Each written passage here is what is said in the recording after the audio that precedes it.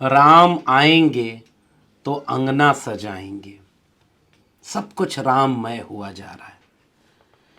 देश भर के टीवी चैनल रात दिन अयोध्यामय हो चुके हैं। ऐसे वक्त में जब चारों तरफ ऐसा लग रहा है कि सब कुछ राममय हो चुका है, हमारे जैसे लोगों को महात्मा कबीर याद आते हैं।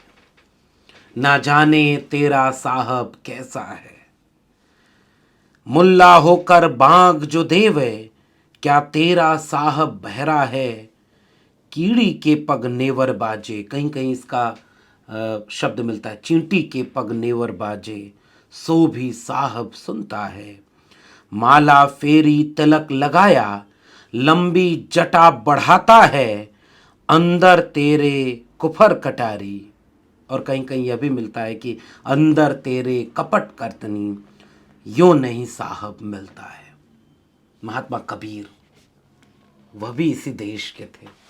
तो वो जो दिल के भीतर कपट है तो प्रभु मिलेगा नहीं। दिल साफ हो, मन चंगा, तो कठौती में गंगा। कहां गया वो विमर्श? और इस विमर्श की इस समय क्या जरूरत नहीं है? आज राम के नाम पर सब कुछ हो रहा है। ऐसे वक्त में हमारे जैसे लोगों की एक छोटी सी जिम्मेदारी यह भी तो है कि कल राम के नाम पर क्या कुछ हुआ था, इसे भी तो आपसे बातचीत करें। चार चार शंकराचार्य नाराज बताए जा रहे हैं।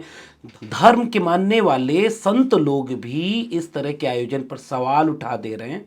तो हमने अतीत के एक पन्ने को उलटकर आपसे साझा किया था अपने चैनल पर। यह वाली वीडियो आपने देखी होगी।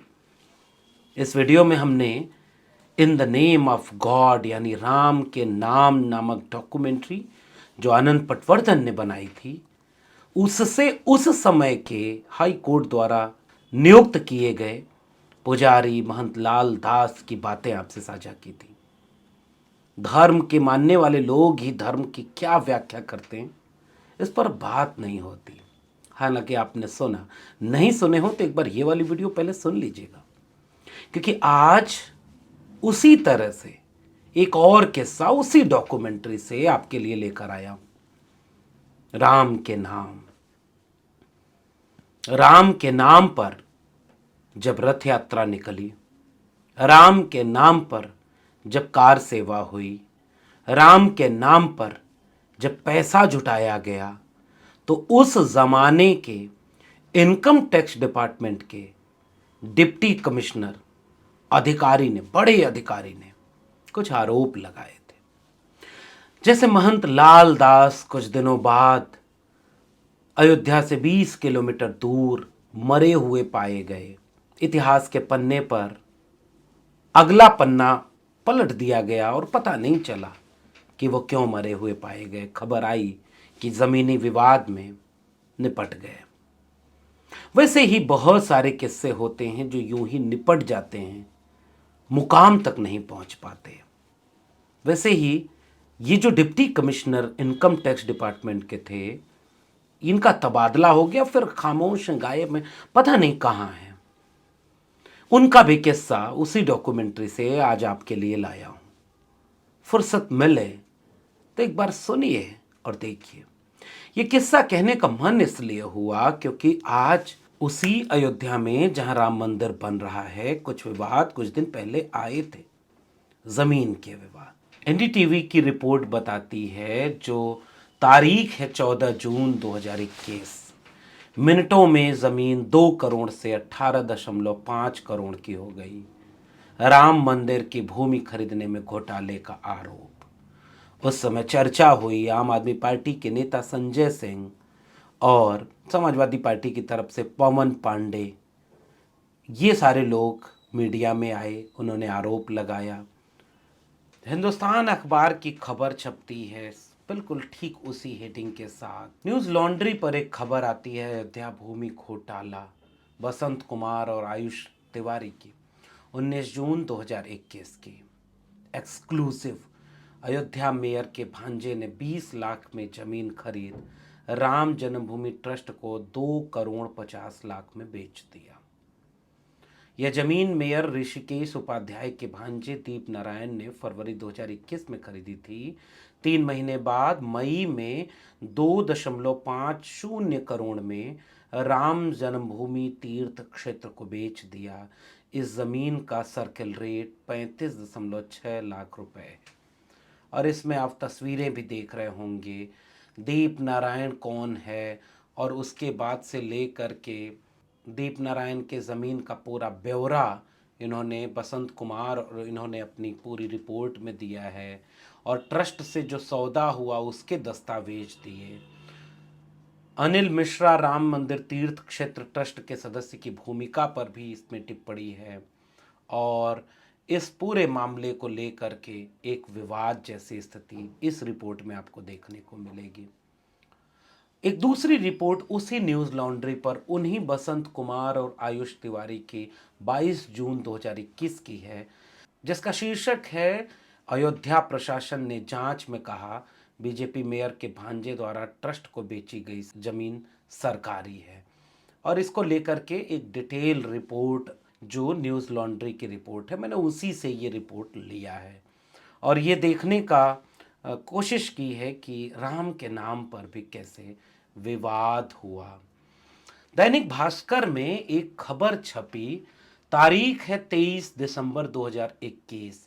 राम मंदिर फैसले के बाद अयोध्या के अधिकारियों ने अपने नजदीकियों को आसपास जमीन खरीदवाई और उन जमीनों को महंगे रेट में बेचा। और यह पूरी की पूरी खबर दैनिक भास्कर की है। 15 अफसरों के रिश्तेदारों ने किया सौदा, राम मंदिर के पास खरीदी गई जमीन, योगी सरकार ने 1 हफ्ते में मांगे रिपोर्ट, अयोध्या में श्री राम मंदिर का रास्ता साफ, विकास परियोजनाओं का खाका अधिकारियों ने खींचा। और अगली सूची जो आपकी स्क्रीन पर दिख रही होगी उसमें अयोध्या के उन अधिकारियों के नाम भी हैं। आईएएस कमिश्नर, डीआईजी, मेयर, राजस्व अधिकारी, आईएएस, डीएम, एसडीएम, पीपीएस अफसर और इन सारे लोगों के बारे में डिटेल में नीचे आपको इस पूरी खबर में मिल जाएगी। एक और खबर आई उसके बाद, जब उसी दैनिक भास्कर में एक और खबर छपी और ट्रस्ट ने जो रिपोर्ट दी केंद्र सरकार और आरएसएस को भेजी, उसमें उसने दावा किया कि कोई घोटाला नहीं हुआ है, ये हमारे खिलाफ एक साजिश है। और राम मंदिर जमीन घोटाले के शीर्षक से ट्रस्ट ने बताया जमीन सौदे के फैक्ट, जो जमीन ली गई वह प्राइम लोकेशन पर है इसलिए कीमत ज़्यादा है। जमीन की कीमत 1423 रुपये प्रति वर्ग फीट है, जो इलाके की अन्य जमीनों से कम है। इस जमीन को लेकर 10 साल से बात चल रही थी और 9 लोग शामिल थे। और इस तरह से उन्होंने इस पूरी खबर को ये कहा कि खुद भास्कर ने पड़ताल करते हुए 5 खुलासे किए कि राम मंदिर के लिए 100 बिस्वा ज़मीन का 10 साल में 4 बार एग्रीमेंट हुआ। और उसमें एक सुल्तान का नाम आता है जो सपा से जिसका रिश्ता है, फिर सुल्तान अंसारी, बबलू पाठक और इन लोगों के बीच का पूरा विवरण देते हुए दैनिक भास्कर की रिपोर्ट कहती है ऐसा कोई घोटाला नहीं हुआ। तो इस तरह से ये पूरा विवाद आज कहाँ खड़ा है मुझे नहीं पता, लेकिन हाँ, राम के नाम पर एक विवाद इस मंदिर के बनने के समय भी सामने आ गया।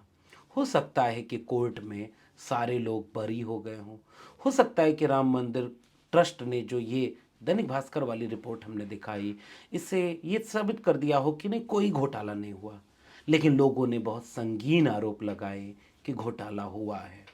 आज के तारीख में मेरे रिसर्च में ये मिला नहीं कि आज की स्थिति क्या है, लेकिन हाँ, आज की स्थिति ये है कि भव्य राम मंदिर का उद्घाटन होने जा रहा है।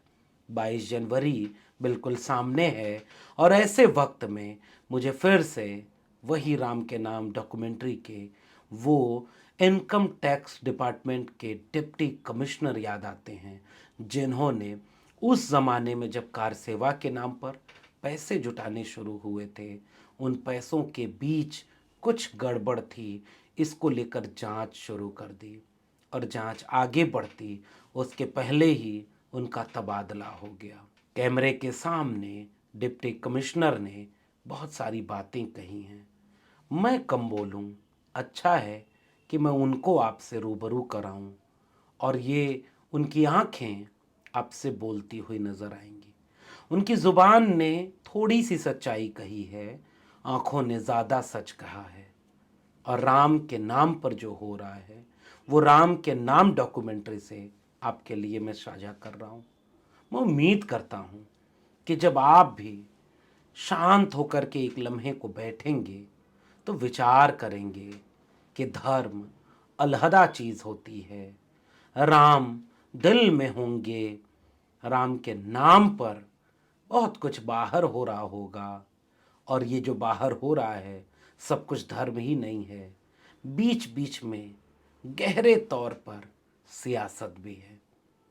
मैं इस सारी वीडियो बनाने का मकसद ये रखता हूँ कि इन दोनों के बीच जो फांक है, इतिहास के पन्ने हैं, तथ्य व सूचनाएं हैं, वो आपके सामने रख दें।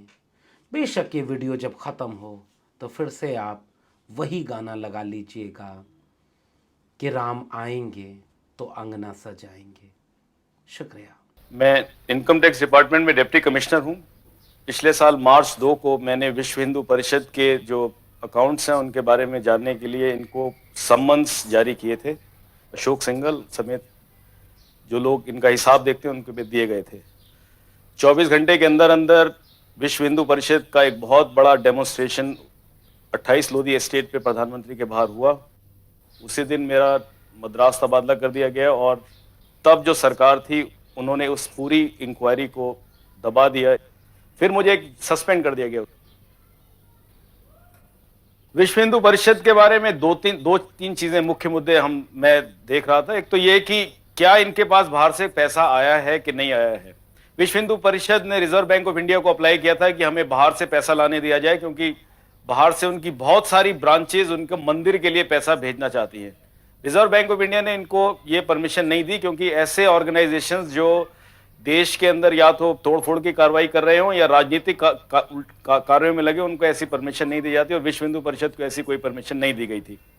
विश्व हिंदू परिषद अमेरिका नाम की एक संस्था है अमेरिका में, जिसके करीब 200 ब्रांचेस हैं सारे अमेरिका में, और ऐसी ही ब्रांचेस कनाडा और इंग्लैंड के अंदर हैं, जिनकी संख्या करीब 1 लाख से ऊपर सदस्यों की बताई जाती है और इनसे पैसा इकट्ठा किया गया। ये हमारी नॉलेज में था। ऐसा है कि जब इनकम टैक्स का रिटर्न किसी ट्रस्ट को फाइल करना होता है तो उसको सारे अकाउंट्स की तफसील देनी होती है, ये कानून है। 30 अक्टूबर 1979 को अशोक सिंघल ने एक रिटर्न फाइल की, जिसके अंदर उन्होंने उसके ऊपर तो लिख दिया कि हमको इतना पैसा आया और इतना पैसा हमारा गया है, और मैं उसके साथ सारी एक एक चीज का बयान दे रहा हूं कि कहां से पैसा आया कहां से नहीं आया। वो सारी बयान जो था रिटर्न से गायब था। उनकी फाइल में जो सारे कागज जो कहते हैं हमने सबमिट किए, उसकी आज तक डुप्लीकेट्स उसके आज तक नहीं दिए गए। और इनके कई ऐसे नेताओं के खिलाफ हमारे इन्फॉर्मेंट से हमारे पास इंफॉर्मेशन ला रहे थे। इनका झगड़ा भी हुआ विश्व हिंदू परिषद के नेताओं का आपस के अंदर कि 1,66,00,000 रुपए जो शिलान्यास पे खर्चा हुआ वो सारा उसमें काफी बोगस था, उसमें लोग पैसा खा गए हैं।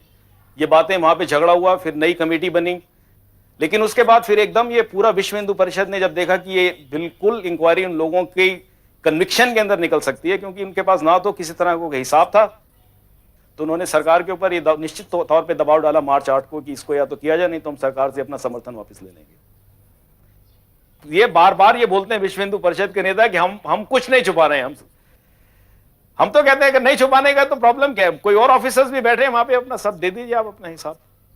मैं बाहर से जब पढ़ के आया था वापस तो इसी ख्यालात से आया था कि शायद देश के लिए कुछ करूंगा, लेकिन इस देश में होना है। मैंने MBA पास किया था अमेरिका से, मैं सब छोड़ के अपना काम छोड़ के मैं हिंदुस्तान चला आया था। यहाँ पर अगर एक कानून इंप्लीमेंट करने वाले ऑफिसर को अगर आप उसके साथ ऐसा करेंगे तो इस देश में कोई कानून नहीं रहेगा, ये हम बता सकते हैं। अगर हमारे साथ जो हुआ है, हम आपको बता दें, इस देश के अंदर ये एक फाउंडेशन डल गई है हमारे साथ जो हुआ है कि इस देश के अंदर कभी कानून नहीं रहेगा। क्योंकि अगर जो कानून वाले ऑफिसर्स के साथ ये किया गया जो मेरे साथ हुआ है, तो इसका यही नतीजा है कि देश के अंदर कानून हमेशा के लिए खत्म हो गया। मैं तो ये समझता हूं, मेरे को तो कोई उम्मीद नहीं है कि ऐसे कुछ इस देश का कोई होगा भविष्य। मैं चाहता हूं भविष्य हो, लेकिन मैं इस बारे में मेरे को तो नहीं लगता कि अब कुछ भविष्य रहा है इस देश के अंदर।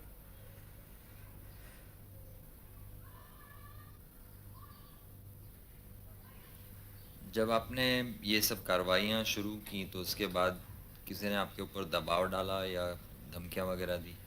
हाँ, मेरे को 2 बार 2 लोगों ने धमकियां दी। मैं उनके नाम नहीं देना चाहता। 2 धमकियां दी। उन्होंने कहा कि अगर आपने आगे जबान खोली तो हम आपको जान मार देंगे, आपको जान से। सब जगह पैसे वाला गरीब को जलील, जलालत जो है सब जगह घुस गई है। और धर्म का उसका नाम देना, ये तो बहुत गलत बात है। धर्म तो बिल्कुल ही नहीं है कम से कम।